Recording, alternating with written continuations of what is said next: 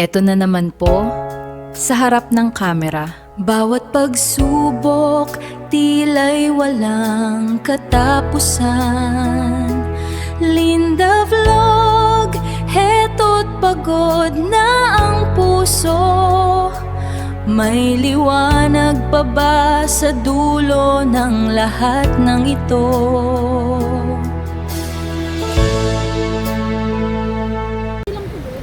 Saan ka na maghulog ng pera, te? Huh?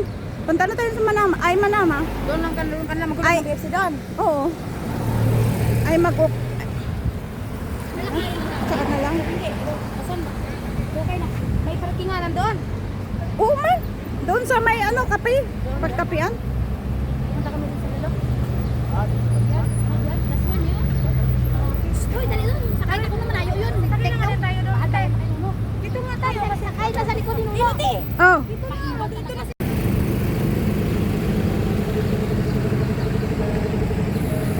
Dali ka na doon. Sa ano?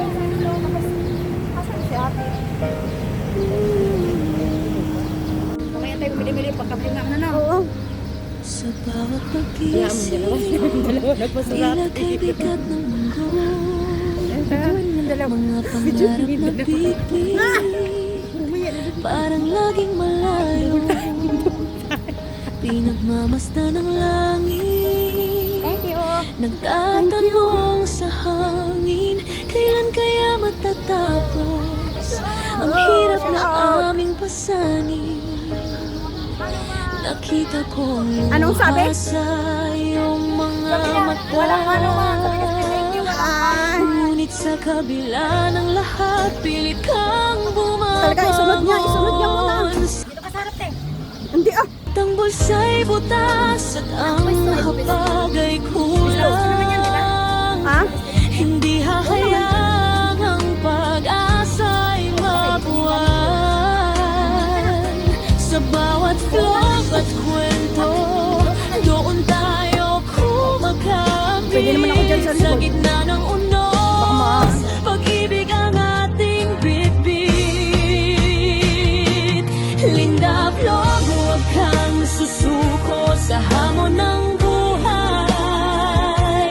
Kahit ang tadhana'y tila nagbibigay ng lumbay. Magkahawag kamay tayo sa gitna ng dilim. Ang bawat pagsubok ating lilampasin. Hindi tayo pababayaan ng buong may kapal. Sa dulo ng hirap may gantimpala ang pagmamahal.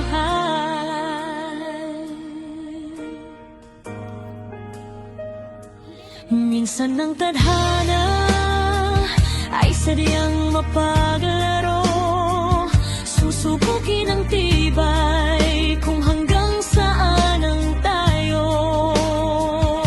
Maraming mapanghusga, maraming mapanuri. Ngunit ang boses mo, Linda Vlog, ang siyang nagbibigay puri. Sa simpleng buhay, doon tayo natututo. Ng tunay na yaman ay nasa loob ng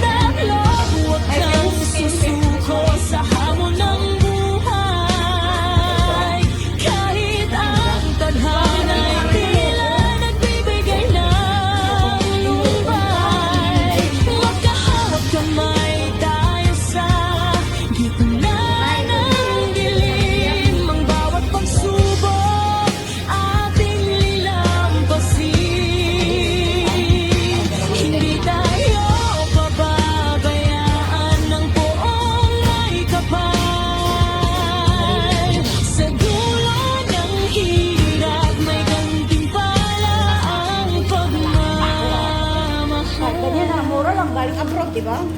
Eh, kahit Pag maura. pauwi. At least galing abroad. Ituloy ang laban, ituloy ang kwento.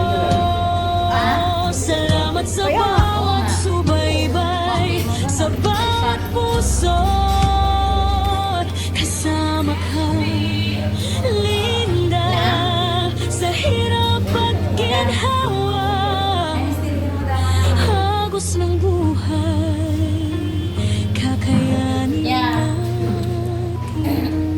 7 ko lang, 7 na, 14. Ay, ilang minutes na ng 8 na. Buong ka ba? O, 9 pa lang yung sinabi ko. Hindi ikaw isang oras kami kasi yung susundo sa amin pupunta galing pa ng Jiblat. Eh, walang problema magsusundo ng alas 9 o'clock na walang problema yun. May napanood di ba? May pa. Ito naman. Hindi pa nga tayo natapos sa Pinoy natin pupuntahan, magsisend pa siya ng pera. Kaya nga. Kaya Kaya ako walang problema yun, nagtitext Huwag ka lang. ng ano, wala ka naman na trabaho, di ba? Wala na. Oo, yun naman pala anong iniisip Hindi mo? na si Kumar Si magsundo. Kumar? Hindi kasi kung We'll see. anong Quincy man? We'll see. English yun eh. Ay, will see. Akala ko hindi kasi sinabi ko kay Si nanay. Madam nagtatawag lang yan Ikaw naman kasi may sabi no. Sabi niya, mag-isa lang daw kasi siya. Driver namin ang susundo sa gabi, sa'yo sa umaga. Oh, Yun ang sinabi ko kanina. Walang problema si Kumar. Si Kumar. Oh. Hindi, sa'yo na lang na driver. Eh, hindi, tawagin mo na si Kumar na mag-standby sa akin. Sabi ni Madam, Hindi pwede isang gabi because siya I know lang is third. 9 or 9:30, okay? Kaya Madam. Hindi, ako nang bahala sabi kay nanay. Sabihin ko na lang, Natatakot siya. Pinasundo kami sa bagong Hindi, Tagawala. walang problema. Kasi yun din ang sinabi ko kay nanay. Or either si Kumar na driver ni Malang Bahia. Wala yan si nanay.